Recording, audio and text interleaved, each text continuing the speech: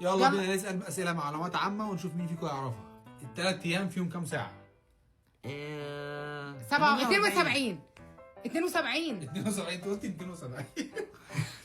ماشي. السؤال اللي بعده، اطول نهر في العالم. نهر النيل. صح يا ماما.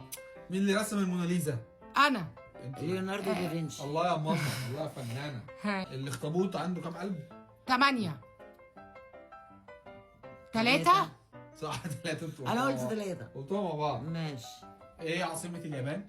طوكيو. والله انتوا شاطرين والله.